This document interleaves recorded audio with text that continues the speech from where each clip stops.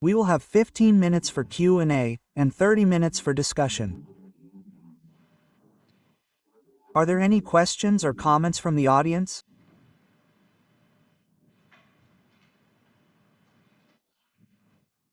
Everyone seems very tired at the end of the day.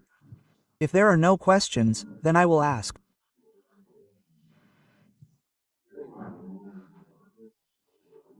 My question regarding Mr. Tho's report is that we know we live in a dusty environment.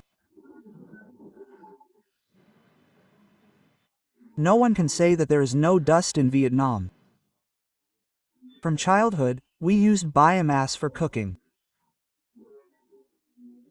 As we grew up, we lived in a very uncontrolled traffic system with road dust and construction everywhere. But there's one thing: tobacco smoke and dust. I haven't even mentioned occupational exposure. So why is it that even though we can't quantify the dust and smoke levels, we can't say that the levels are low?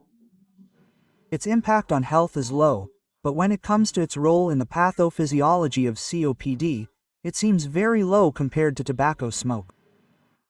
The question is, why is the role of dust and smoke so low? I would like to ask Professor Tho, microphone provided. This is indeed a question that remains open. Actually,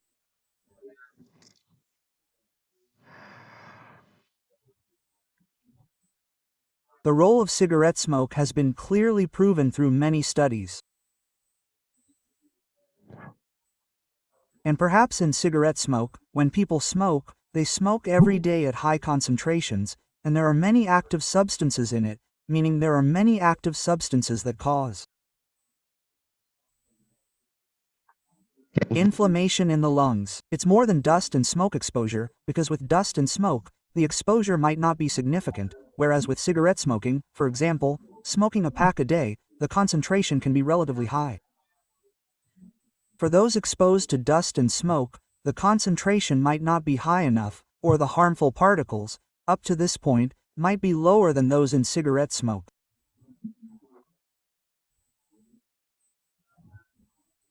It seems to me that its contributing factor to causing COVID is lower, and it seems to interact more with tobacco smoke than it does alone, or there are people who work in certain professions who see that it's harmful, so they will stop.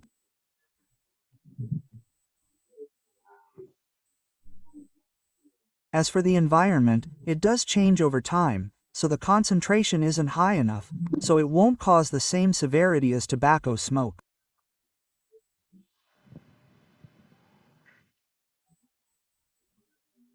Maybe some of you will agree with this later during the Q&A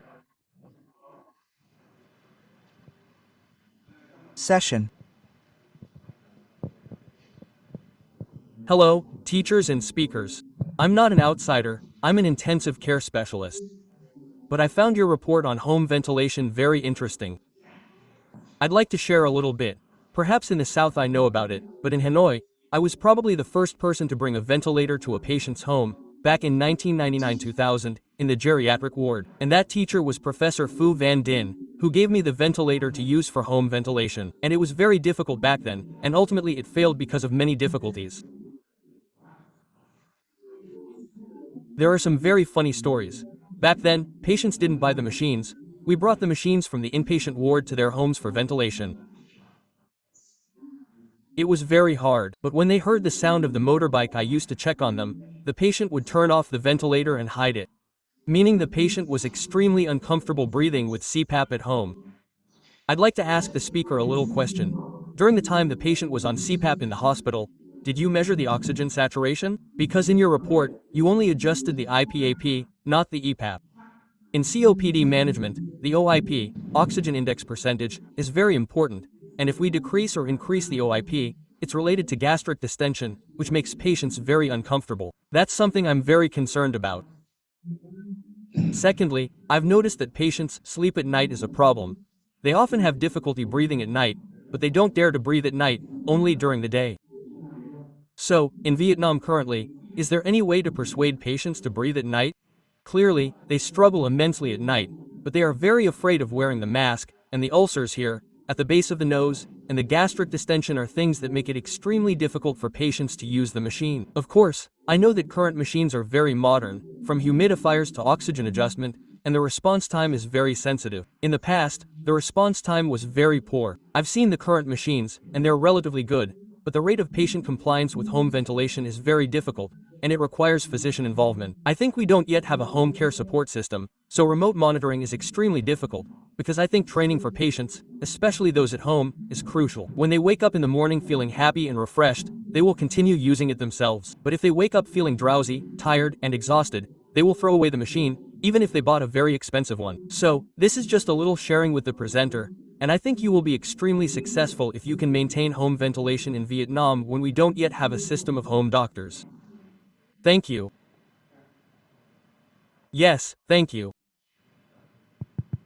I would like to thank you for your sharing. So, first, regarding the question of whether or not we measure auto-PEEP, currently, in the hospital, with the ventilators we have, most of them are non-invasive ventilators, so we cannot measure auto-PEEP. However, for patients on mechanical ventilation in the hospital, we still apply therapies related to gradually increasing the pressure during ventilation, and we monitor the arterial blood gas. Currently, even we ourselves don't have a transcutaneous CO2 monitor, so we accept the fact that we use arterial blood gas to monitor the effectiveness of the ventilator.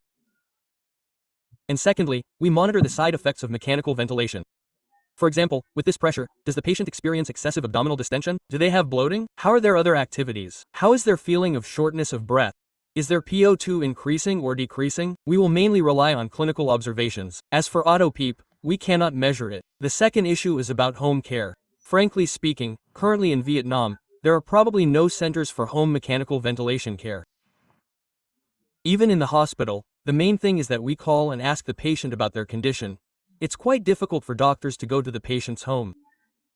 Back in 2010-2014-15, I did a research project on long-term home mechanical ventilation for COPD patients, which was very new at the time. We did visit patients' homes. Some were near Hanoi, so we could visit them, but others were far away, making it very difficult.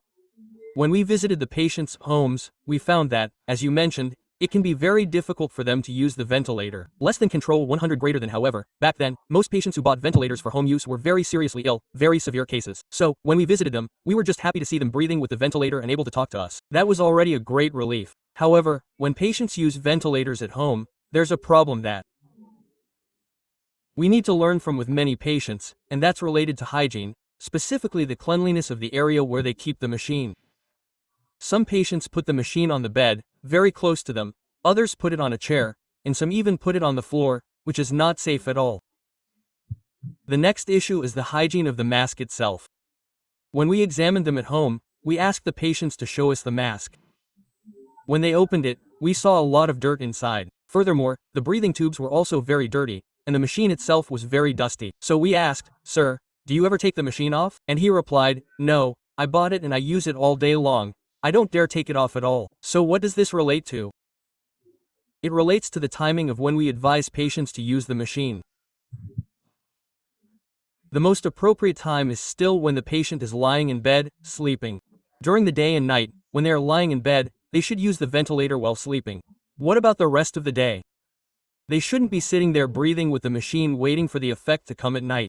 During the day, they should spend time doing respiratory and motor rehabilitation exercises. Of course, gently, but still strengthening their endurance and muscle strength.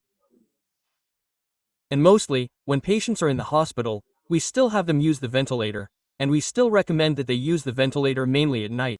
During the day, people may use inhalers, eat, use nebulizers, or exercise, so they don't need mechanical ventilation. But at night, before going to bed, they put on the ventilator, and the next morning, when the doctor asks the patient how many hours they used the ventilator last night, the patient doesn't even answer before a family member next to them immediately answers. This means that the patient either used the ventilator all night or only for 2 hours before taking it off.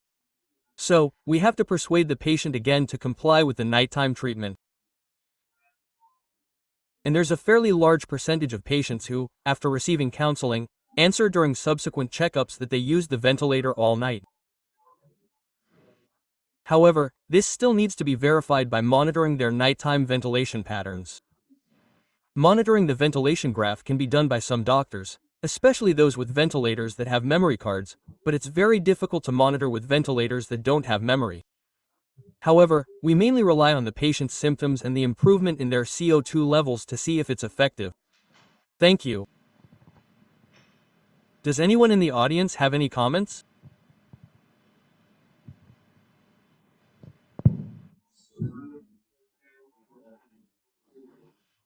I was very impressed by your report, especially the phrase, prescribing mechanical ventilation. I think it should be indicating mechanical ventilation, rather than prescribing mechanical ventilation. Because prescribing is just writing a prescription and then the patient is done. But indicating mechanical ventilation is a whole story that's only just beginning. It requires a whole monitoring system. This means that community health workers go to these people's homes to monitor them, not hospital staff. For example, home oxygen therapy or home mechanical ventilation is done by community health workers, not hospital staff. I also think that your story started with a thesis, right? And it started with patients who had indications for palliative care and weren't living comfortably in the hospital. Then, you provided counseling, monitored their parameters, and decided on a treatment regimen for those patients, giving them a machine to take home and then saying goodbye, never seeing them again, right? I was really scared when I heard that. I'm very afraid, and you're right about that situation. Because I had a French program that provided hundreds of ventilators and oxygen machines. I was very carefree, thinking, you need oxygen, I'll give you a machine to take home, but 6 months later, a year later, when I went back to check on those machines, it was terrible. It was really terrible. Therefore, the story of home care machines is very, very necessary. There needs to be a monitoring system, not just prescribing the machines to the patients. Are there any questions from anyone in the audience? There's a person raising their hand, wearing a white shirt. Yes, sir, I would like to ask, regarding tuberculosis patients, what about those being treated for pulmonary tuberculosis with sequelae from TB? We see that X-rays show fibrosis and lung collapse. So, in these patients, how do we predict the risk of developing COPD or progressing to COPD later on? And how do we advise patients on screening or early detection of COPD sequelae from TB to treat them early? How do we predict the patient's prognosis? We cannot ignore two factors. Firstly, the risk of developing COPD in pulmonary tuberculosis patients with sequelae is higher than normal. And secondly, those who have pulmonary tuberculosis and develop COPD usually have more severe cases than those with normal COPD. Less than control 100 greater than. And when does a patient need to consider the issue of COPD? When the patient has complaints that are inconsistent with the symptoms they are experiencing. For example, a patient comes to us 2 or 3 times, 3 or 4 times a year, which is very unusual. Although the patient has been treated for pulmonary tuberculosis and the sequelae are said to be under control, the fact that he comes 2 or 3 times clearly indicates that there is something abnormal appearing in the patient, and exacerbations are likely to occur. Secondly, the patient has symptoms of abnormal shortness of breath. For example, a 40-year-old patient with pulmonary tuberculosis leaving sequelae should generally still be able to work well. But if the patient complains that they feel breathless during daily activities, then we must perform a spirometry test. Here, we don't need to worry about the definition of COPD in patients with tuberculous lesions, whether it is COPD or not, when we see the FEV1-FVC ratio below 0.7. Now the definition of COPD is very simple. An abnormality in the bronchioles and alveoli with respiratory symptoms plus FEV1-FVC below 0.7. Therefore, we should note that the risk is very high and we should perform spirometry for treatment.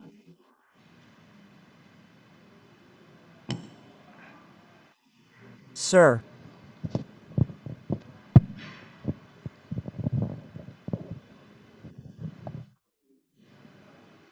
Earlier, the professor mentioned the very impressive connection between post-tuberculosis lung disease and COPD. There is almost a close relationship between the two. If one exists, it easily leads to the other, and vice versa.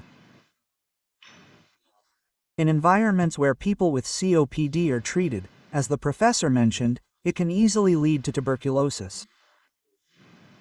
And in that environment, if tuberculosis occurs, it will easily spread.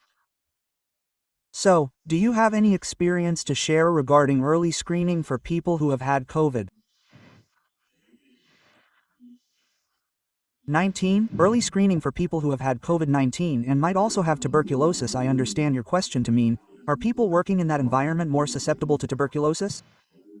The answer is no, because doctors, especially those working in tuberculosis hospitals, have a lower incidence of tuberculosis than the general population. No, I mean, are people who have already had COVID-19 more susceptible to tuberculosis?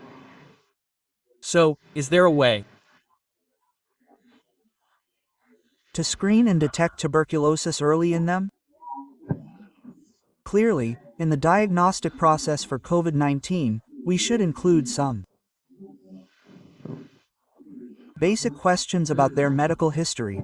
Do they have any lung disease? Have they been treated for any lung disease? They will tell us immediately. And secondly, in the COVID-19 diagnostic process, at a minimum, there should be a chest X-ray.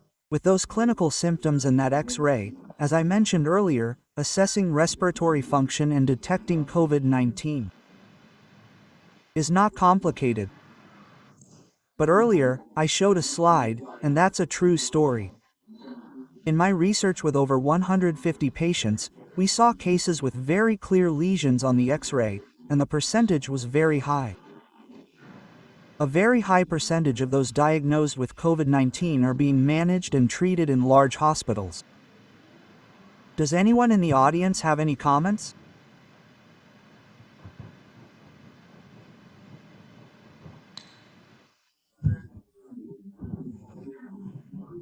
If not, I would like to summarize this session on behalf of the organizing committee.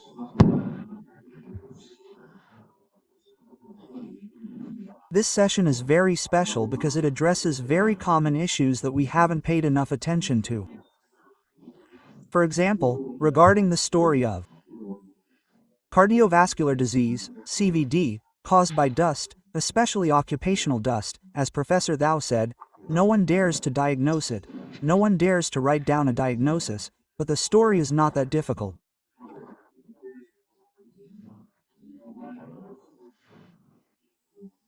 Clearly, we haven't given it a very serious look to address the issue of how occupational dust and non-smoking environmental dust affect CVD, besides tobacco. In Vietnam, this story, to be honest, is exactly as the title of Mr. Tho's report suggests, a question that is still very open. The second report I want to discuss with you is the issue of tuberculosis and CVD. This is a very common story because we are fighting in a very challenging tuberculosis epidemic environment, meaning in a world with a high prevalence of tuberculosis and a very high infection rate. However, here I really want to emphasize that it seems we haven't paid any attention at all. Even our treatment approach hasn't paid any attention. The data I presented to you is from large hospitals with specialized departments. We see that over 90% of patients treated for ACS are unaware that in that population, about 50% of patients have sequelae from tuberculosis. World literature talks about tuberculosis infection, but in our case, the sequelae visible on X-rays are too few. We don't care about it at all. That's something we need to pay close attention to. And I also want to re-emphasize the professor's point. Be cautious about using ICS. Because there is evidence that our use of ICS increases the risk. In a meta-analysis I presented to you, the number 1.42 is significant. It's not insignificant. Therefore, we must be extremely cautious, especially regarding follow-up. The third issue is the issue of comfortable non-invasive respiratory support at home. This is an extremely important issue for me. Honestly, if we provide oxygen therapy at home, non-invasive ventilation at home, it would significantly reduce the burden on hospitals, especially the respiratory department and ICU. Patients are admitted to the hospital simply due to oxygen deficiency, not due to an acute exacerbation. They stay for a long time, costing money, and increasing the risk of hospital-acquired infections and cross-infections. Therefore, this is an extremely important issue, but it seems we haven't paid any attention to it. We almost never provide oxygen therapy at home or non-invasive mechanical ventilation at home. Only after the recent SARS epidemic did patients start buying oxygen concentrators and SpO2 monitors for home use. Even doctors were surprised. It turned out that this significantly reduced the burden on hospitals and the risk of infection transmission in hospitals. Even during expert discussions when writing guidelines and books, when I said that we need to measure patients' SpO2 in all clinics before deciding on hospital admission, some people said, "How can clinics afford to buy SpO2 monitors?" Quote, but during the recent SARS epidemic, people bought SpO2 monitors for a few $100,000 VND from China. So, the actual need is clearly very large, but we seem to be ignoring it. And the attitude of doctors is very timid and indecisive. This lack of decisiveness clearly shows the difference between community healthcare and hospital healthcare. We have a term called home care, which means treatment at home, which clearly reduces costs and risks. With these three topics, I think this is a very interesting field. Unfortunately, it's getting late for us and we're a bit tired. Thank you very much for your attention and participation during these last few minutes. Thank you to the presenters. We will end this session here and we will meet again tonight at Galen. Okay?